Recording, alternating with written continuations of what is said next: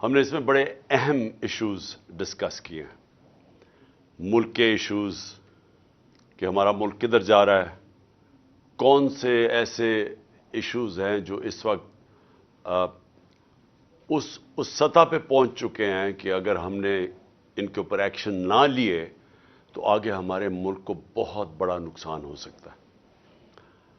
میں سب سے پہلے جو ایشو آج اٹھانا چاہتا ہوں وہ یہ، اور میں یہ اپنے ساری 70 سال زندگی کے تجربے سے ایک چیز کہنا چاہتا ہوں کہ جو آج پاکستان میں ہو رہا ہے،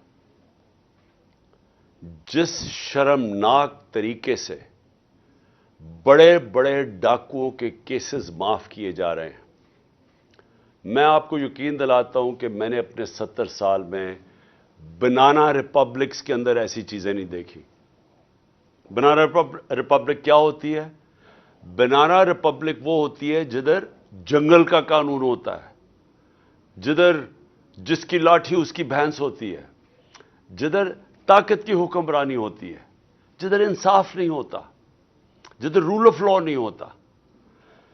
اور آج میں کیونکہ میں اپنی قوم کی تربیت بھی کرنا چاہتا ہوں، میں اپنے نوجوانوں کی، کہ اس ملک کی 66% جو آبادی ہے وہ 28 سال کی عمر سے کم ہے، تو میں ان کو خاص طور پہ مخاطب ہوں کہ دیکھیں میرے نوجوانوں، کوئی مجھے دنیا میں آج ملک بتا دیں جس ملک کے اندر رول آف لا نہ ہو اور وہ خوشحال ہو، اور کوئی مجھے ایسا ملک بتا دے جدھر انصاف اور قانون کی حکمرانی ہو اور وہ غریب ہو۔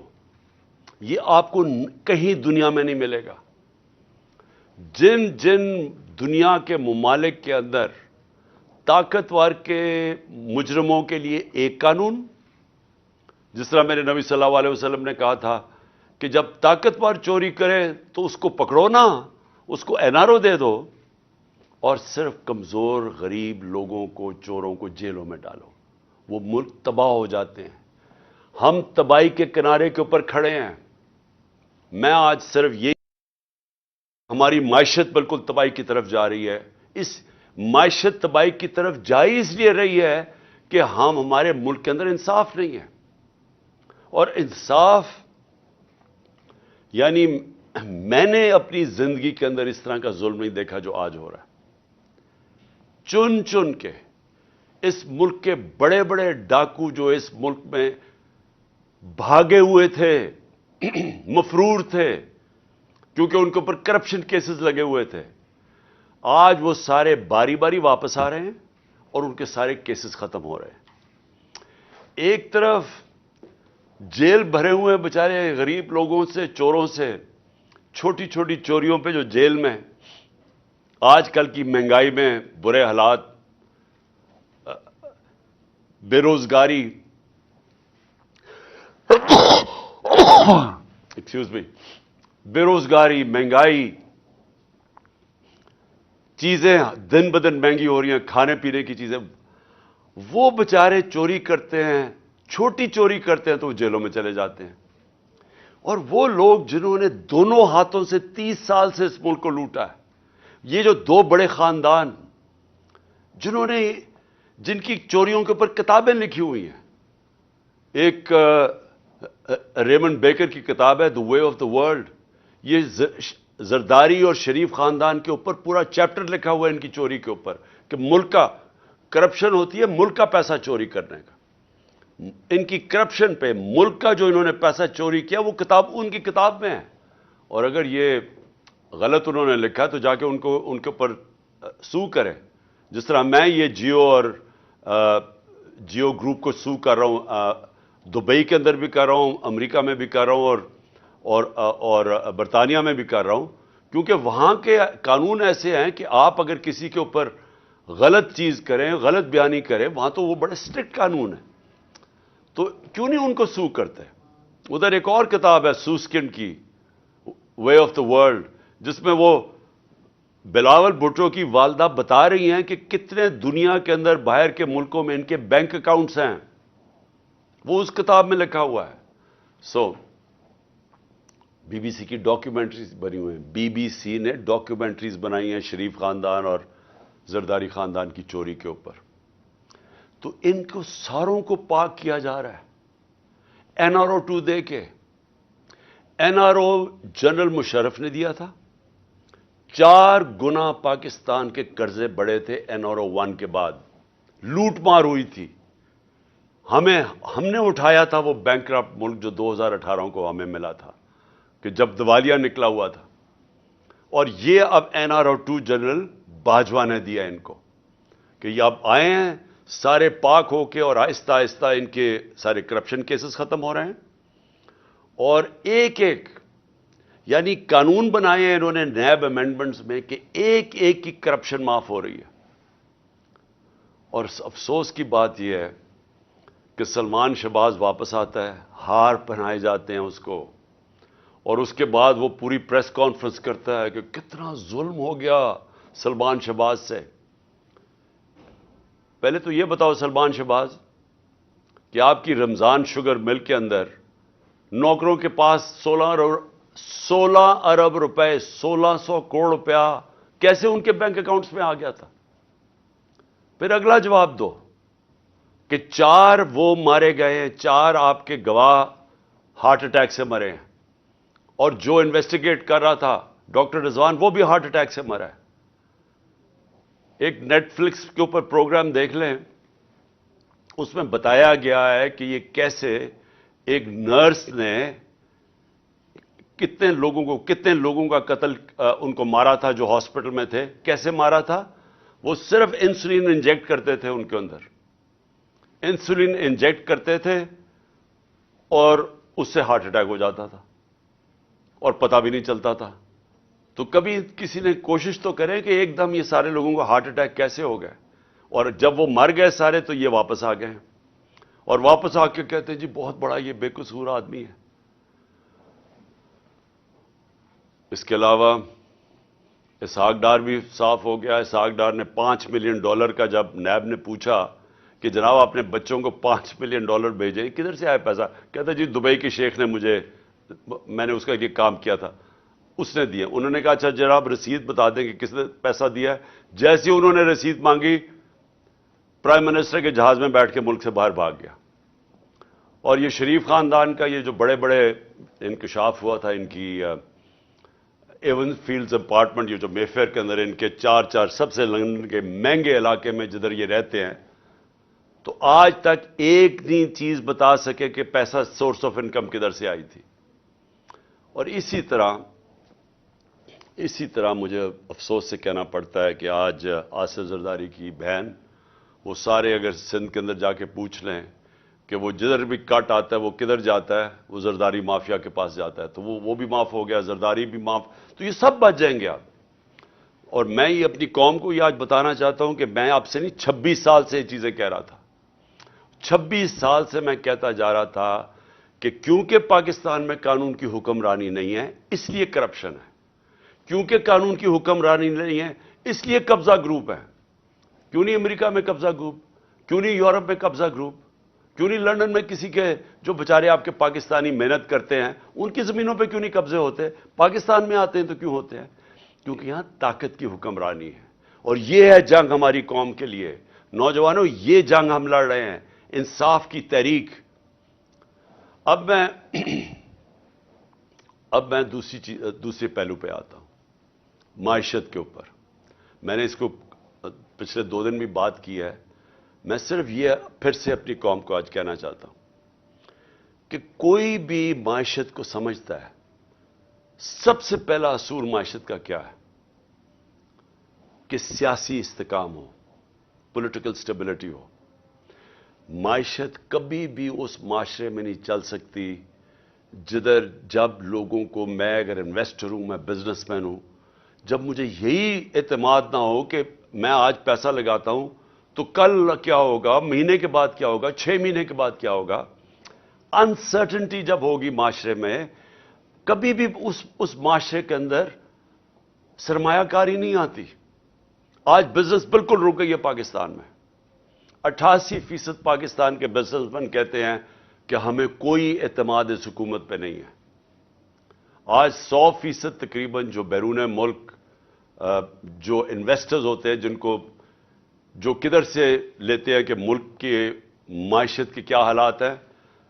کریڈٹ رسک کہ آج ان کو یہ خوف ہے، تقریباً 100% پاکستان کی کریڈٹ رسک بڑھ چکی ہے کہ اگر پاکستان کو قرضہ دے گا تو وہ واپس نہ ہونے کی اس کی چانس 100% پہ پہنچ گئی ہے. جب ہم تھے اپریل کے اندر تو 5% تھی. تو یہ جب سے یہ آئے ہیں تو کسی کو نہ باہر نہ اندر اعتماد ہے پاکستان کی اکانومی پر. لہذا اکانومی سکڑتی جا رہی ہے، گروتھ ریٹ نیچے جا رہی ہے. 6% پہ ہم چھوڑ کے گئے تھے، آج 0 پہ پہنچ گئی ہے. اس کا مطلب بے روزگاری بڑھتی جا رہی ہے. اس کا مطلب کہ فیکٹریاں جو بند ہوتی جا رہی ہیں اور جو بے روزگار لوگ نکل رہے ہیں، ایک طرف مہنگائی ہے، دوسری طرف بے روزگاری ہے.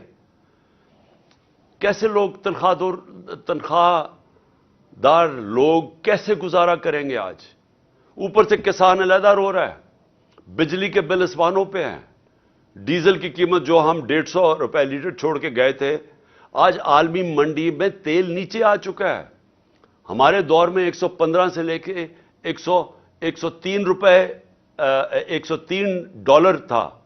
115 سے $103 بیرل تھی انٹرنیشنل مارکیٹ میں.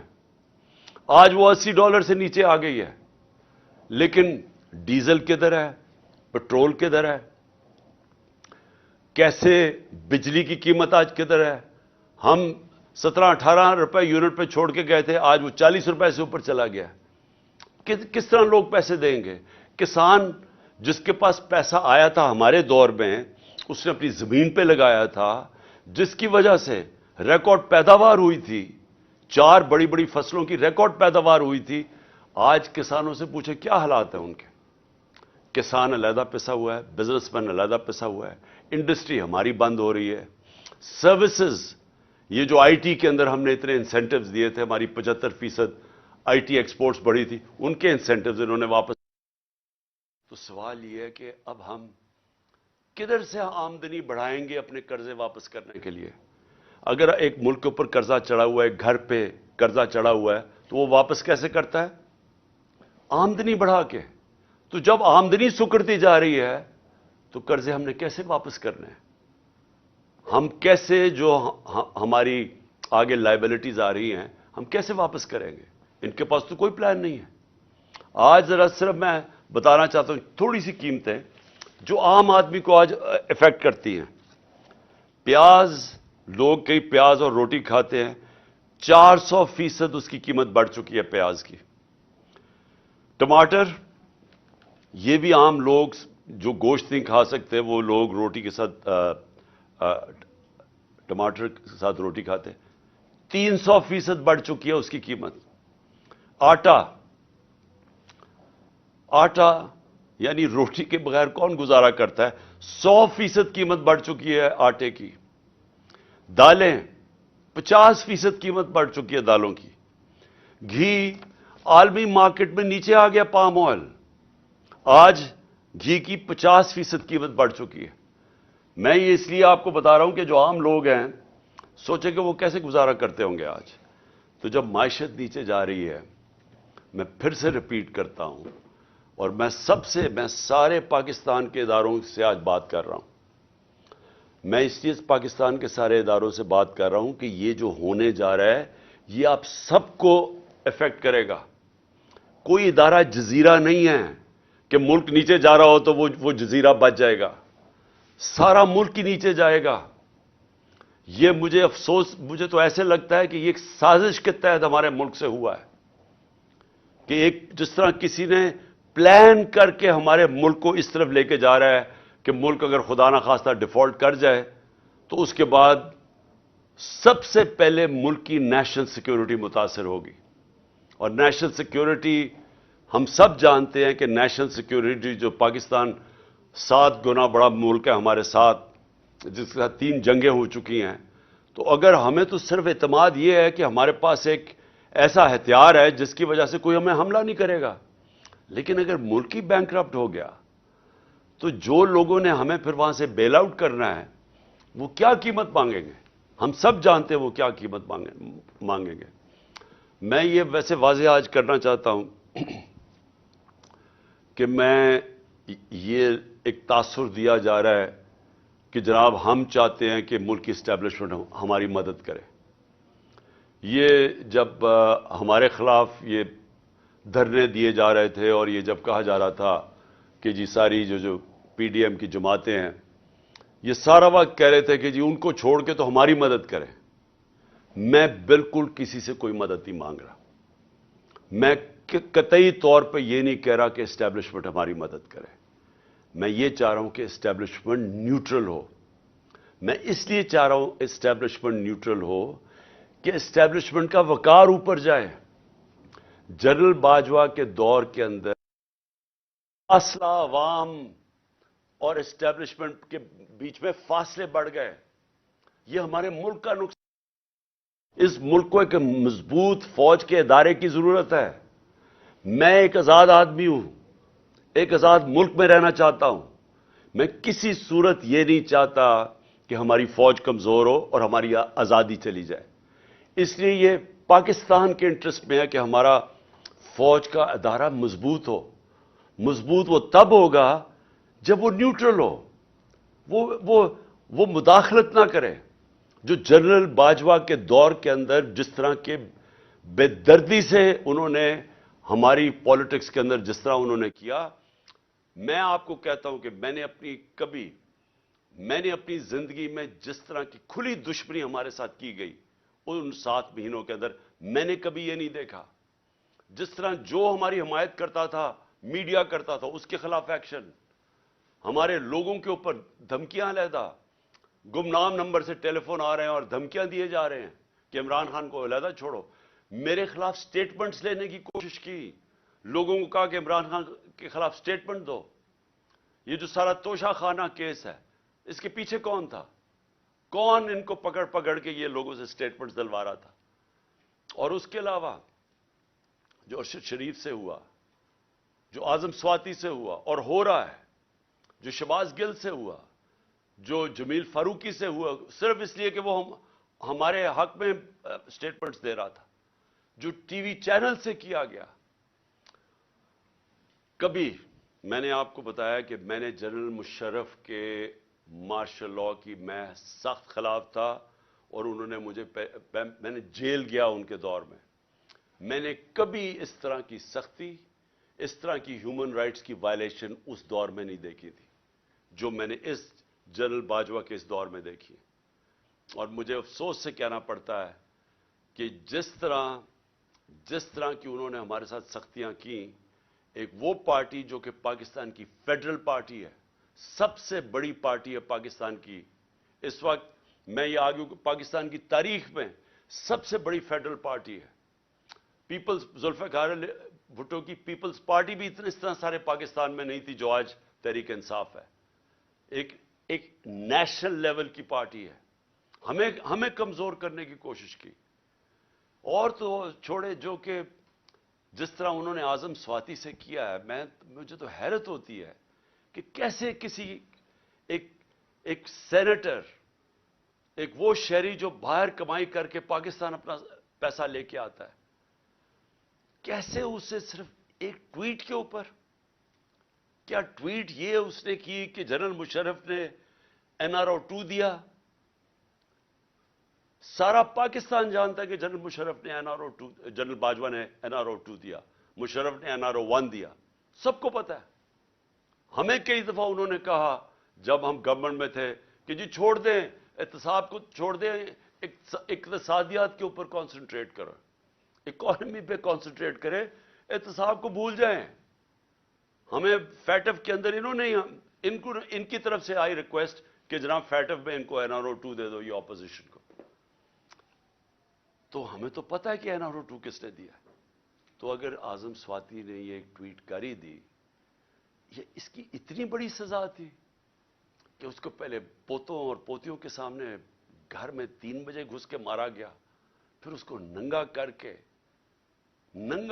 کے ISI نے اس کو مارا علیحدہ, اور اس کے بعد اس کو جو کیسٹ اس کی بیوی اور بیٹی کو دی گئی وہ گندی کیسٹ, اور اس کے بعد اب اس کے اوپر 30 کیس اور کر دیے. اس عمر میں آدمی کو کبھی کوئٹہ جا رہا ہے اور کبھی سندھ جا رہا ہے، اور میں آج کوئٹہ اور سندھ کے ہائی کورٹس کو سلام پیش کرتا ہوں کہ جس طرح انہوں نے سٹینڈ لیا اس کے اوپر. لیکن کیا یہ ایک مہذب معاشرے میں، ایک ڈیموکریٹک معاشرے میں ہوتا ہے؟ یہ تو ڈکٹیٹرشپ میں بھی اتنا برے حالات نہیں تھے. اور اس کے بعد شہباز گل، اس کے اوپر 8 کیس اور کر دیے ہیں. میں ایکس پرائم منسٹر پاکستان کا، مجھے پتا ہے کس نے گولیاں، کون یہ، کس نے میرے اوپر قاتلانہ حملہ کیا، مجھے پتا ہے وہ کون ہے. میں اپنی ایف آئی آر نہیں کٹوا سکا، تو اور کون کٹوائے گا پاکستان میں؟ اور کون آج مجھے بتائیں کمزور آدمی، اگر ایکس پرائم منسٹر، سب سے بڑی پارٹی کا ہیڈ، اگر وہ نہیں کر سکتا تو باقی کون کر سکتا ہے؟ تو یہ ہیومن رائٹس کا حال ہے آج. ہم بات کرتے ہیں کہ جی مقبوضہ کشمیر میں بہت بڑے برے حالات ہیں، تو یہاں کیا ہیں؟ یہاں کون سے ہیومن رائٹس رہ گئے ہمارے؟ اور مجھے بڑے افسوس سے کہنا پڑتا ہے، میں پوری ریسپیکٹ سے میں اپنی اعلیٰ عدلیہ سے پوچھنا چاہتا ہوں کہ دیکھیں، اگر آپ ہمارے فنڈامنٹل رائٹس کی، اگر آپ ان کی حفاظت نہیں کریں گے تو اور کون کرے گا؟ کیوں کوئی باہر سے آ کے ہمیں کرے گا؟ ہم بار بار یہ کہہ بیٹھے ہیں، ارشد شریف کی والدہ کی فریادیں سنیں، ہمیں پتہ ہے اس بیچارے سے کیا ہوا ہے. اگر وہ نہیں اپنی ایف آئی آر کٹوا سکتی، ایکس پرائم منسٹر نہیں کٹوا سکتا.